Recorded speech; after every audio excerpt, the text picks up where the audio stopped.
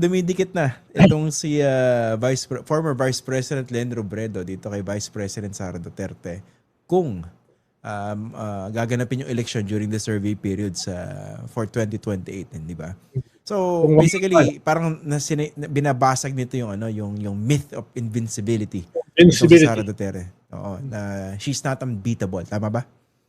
Tama. Siya pa lang nagsasabi na tatakbo siya eh. Si Lenny, puro tangke. Pero 9 points na lang yung kanilang agwat. Tapos kung ifa-factorin mo pa yung margin of error, baka posibleng mas dumikit, pwedeng mas lumayo. Pero ibig sabihin, within spitting distance. Ano siya pang demystify nitong matagal na binubuong naratibo na sure na yan Sara Duterte sa 2028. 'Di ba? Kaya ramdam din yung panic nito mga DDS no? Mas sila mas on the offensive pero yung offensive nila on social media looks more like a defensive, hindi ba? Parang bago pa yan nitong Justice Committee hearings. Bago pa yan, yung 3 na Justice Committee hearings, di ba? Hindi pa lumalabas yung mga bank transactions, no? Wala pa. Ayun, At tingin ko wala pa dyan yung Madriaga. No? Ano yung una kasi, yung confidential funds, di ba? Yun yung una Yung mga notice of disallowance, etc. Pero parang doon sa nakita kong date, parang hindi pa umabot. Hindi pa ba? Oo. Hanggang Marso yung mga hearings, puro April yun Pero nga ramdam natin yung mukhang panic mode na rin itong mga DDS because of what has been coming out, hindi ba? Kasi, correct me if I'm wrong, wala namang bump na nangyari after niya mag-declare na tatakbo siya Yes. That was, almost 2 months ago. Di ba? Tapos yung sa at least yung mga nakaraang surveys, ay at best para sa kanya, nagpa-plateau siya. At worst, bumababa siya by increments. At lahat yun, bago pa mangyari ito. Itong mga Justice Committee hearings. May nadinig ako Ano? Narinig mo? Nadinig ko lang Meron daw isang legislator na identified sa kampo na yun Tanongin mo pa ako, para may konting challenge naman. Kampo lang alin? Yung DDS? Pilitin mo ako. Kampo ng DDS o kampo ng oposisyon? Ng DDS. Identified. Hindi naman sila nagpapakita during the hearing. Hindi ko sasabihin ko saan kapulungan. Okay. Anong ginawa niya? Pilitin mo ako. Anong ginawa niyang napakagaling na legislator ng mga DDS? Anong ginawa niya? Napamura daw Earth-shaking. Napamura daw. Sa reaction. Bakit napamura? Natural naman sa kanila yung nagbumura. Hindi, nang mabalitaan. Ha? 6.7 billion yung transaction? Talaga? Pati siya nagulat? Pati siya nagulat. Sabi, sa talang buhay ko, hindi pa ako nakakita ng ganun kalaking pera. Sabi nga ni Omar, ano naman ngayon? Pag ikaw ay politiko, talaga, ano ba naman yung bilyones? 10 bilyon nga sinabi ni Omar. Nakita mo ba yan? Hindi pa. Hindi, pero sa akin dito, miski rin sa kanilang hanay o yung hindi umaamin na kasama sa hanay, meron din talagang pagkagulat doon sa pinag-uusapan na 6.7 billion na transaction. Ang sa akin lang kasi parang ginagawang bobo rin minsan yung mga tao doon sa paliwanag ng kampo nila Hindi, pag ang transaction, inad yung inflow tsaka outflow. Sa tingin nyo, hindi alam yun ng mga nakikinig. Ang pinag-uusapan dito, bakit ang laki ng inflow pa lang? Diba? Ano yung legitimate source nun? Parang nabobobo ka talaga, no? Oo nga tapos pag pinaliwanag pa, para bang sila yung nakadiscover ng apoy.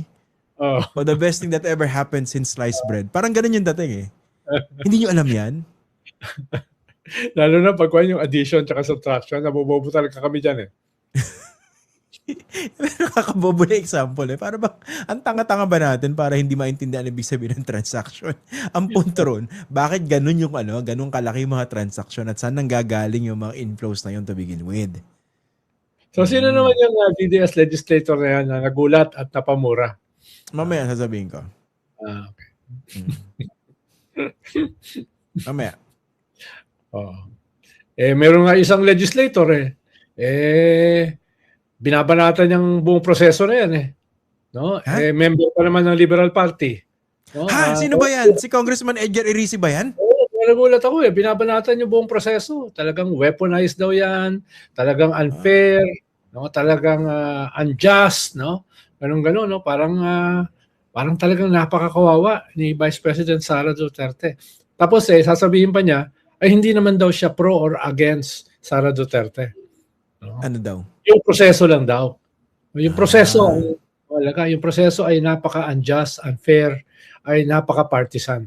No? Pero nung huling in-invite ko yan si Congressman Irice, tinanong ko naman siya point blank kung DDS siya Hindi daw Oo nga. Ito nga, hindi naman daw siya pro Sara. Yung proseso lang ay unfair kay Sara. Yung proseso lang ay unjust kay Sara. Yung pag-weaponize ng mga kongresista labang kay Sara. Wala ba siyang napakinggan at all doon sa mga ebidensya lumabas? Oo, kung daw yung proseso daw. Hindi daw tama yung ebidensya dahil yung proseso mali. Tapos tinanong ko siya, paano yung mga kakampi mo? Si Laila at saka si Cheljok, no? Etc. Sila ba ina-weaponize din? Sabi niya, oo. Ganun? Okay. Sige, maniwala na tayo. Ko naman, madali ka naman mapaniwala. Siyempre, pag sinabing hindi DDS, di hindi. Di ba? Pero weird lang no? Hindi ko lang, curious lang ako sa iniisip siguro nila Congresswoman Leila de Lima dahil kapartido niya sa Liberal Party. No? Sa amin, may tinatawag kami internal democracy. Sa loob ng partido, pwede kayo magbakbakan.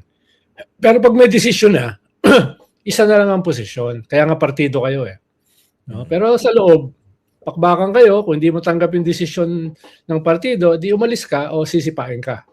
Diba? Pero yung babanatan mo yung kapartido mo publicly, medyo mali yun. Baka naman lahat kayo mali. Ang talagang tama rito, yung hanay ni Kong Edgar Irice. Baka naman talagang winawalang hiya nyo lang talaga itong si kawawang Vice President Sara Duterte. Posible. Diba? Pwede ganun Posible. Parang, ang hirap lang kasi, posible naman talaga yon. Pero, ang hirap lang kasi, yung, halimbawa, yung sa confidential at saka intelligence funds, no, na mismo yung COA ay binigyan siya ng notice of disallowance. No, ang sabi diyan ng nila Egay, tsaka ng mga DDS ay bias yung COA. At saka ikalawa, ano ba naman yung 74 million kumpara doon sa daan-daang bilyon? Yung whataboutism na lagi natin binabanatan dito. So yun yung unang hearing sa confidential at intelligence fund. At ikalawa, yung kay Madriaga na mali-mali daw yung testimony. Ginamit lang daw talaga. Ang sinasabi lang naman kay Madriaga, dinenay absolutely ni Sara, nakakilala niya at na-meet niya. Never ko na-meet yan, hindi ko kilala yan, ang dami palang resibo. No? Ang dami palang... Teka, di ba meron pang sinabi, yung NBI, tama ba? Na tinangka niyang bisitahin? Oo, mismo sa kulungan. No, may record So, yun yung... bibisitahin yun? Oo nga, kung hindi mo kilala. So, yun yung una. No? Ikalawa, yung AMLAC na again, wineponize daw. No, wineponize daw at ginamit daw labang kay Sara. Parang medyo malabo yun. Dahil pag ginawa yun ng AMLAC, sira sila sa buong mundo. Dahil sila in charge dyan sa sa pag-imbestiga sa money laundering, etc. Pag nasira yung institusyon ng AMLAC, sira yung buong bansa. Kaya duda ako kung yan naman ay sisirain nila. No? Pero, again, may resibo yan Meron niyang resibo kung yung lumabas at pumasok sa mga bangko. At yung may nakatutok dyan, yung AMLAC. Ibang usapin pa yung individual banks. Ibang usapin pa yung mga bank accounts na posible wala sa pangalan nila. Ibang usapin pa yung mga ari-arian, mga lupa, mga bahay, mga mansyon, mga alahas, mga paintings, mga sasakyan na hindi pa napag-usapan diyan sa Justice Committee dahil probable cause pa lang pinag-uusapan diyan. Mahirap naman, Actually, Sen, doktor. Oh. Actually, Sen, ang problema dyan, kung ikaw si Sara Duterte, yan pa lang, nasa level pa lang ng determination of probable cause, yan ay lumabas. Paano pa pag umabot yan sa trial at talagang binusisi yung actual bank records pag sinabpi na yung mga bank accounts at na-trace siya na isa-isa. Kasi ngayon, kaya pa nila mag-blanket denial although nagmumukha ridiculous more and more. Napanood ko yung yung paliwanag muli nitong si Attorney Michael Poe, no? Si Mr. Nice Guy. Pero minsan parang pinandidilatan niya yung kausap niya Pero very siya, no? Ha? Ganda ng buhok, nainggit ako. Ako rin nainggit kasi gusto ko talaga yung patulis dito. Medyo dream ko yun Anyway, I digress. Hindi yung sabi niya, kinonsulta nila yung kanyang kliyente at ang paliwanag daw sa kanila, yung hindi dineclare na cash in bank at saka cash on bank tsaka cash in bank tsaka cash on hand. Ano naman daw yon, naka-mix doon sa others, doon sa kanyang salin. Pero nung tinanong siya, bakit previous to that, until 2018, dinideclare as a separate line item? Yun daw yun pa lang daw kasi sinasabi ng kliyente nila. Kanalan daw. Mas maganda sana pag nagpa-interview na kompleto na yung sagot, no? Medyo. Kung hindi, kung mag-i-interview sa kanya, yung host siya, Alicia. Oo nga ba't pa tayo nag-usap dito? Parang mabait yung nag-interview sa kanya, no? Mabait. Tumatango-tango pa nga ng konti. Tapos yung ikatlo, ito, anticlimactic ito pero nakakatawa pa rin dahil splice daw.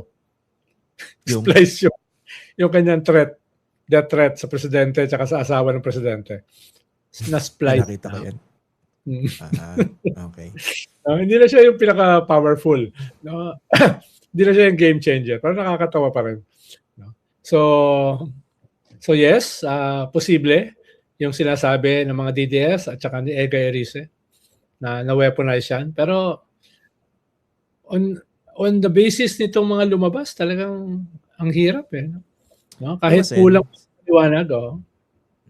Simple lang ang ko dyan ang yung pagsusuri ko dyan Granted, no, na talaga naman politika yan dahil impeachment yan Tsaka alam naman natin pareho na mukhang bent naman itong Justice Committee na talagang hanapan ng probable cause, no?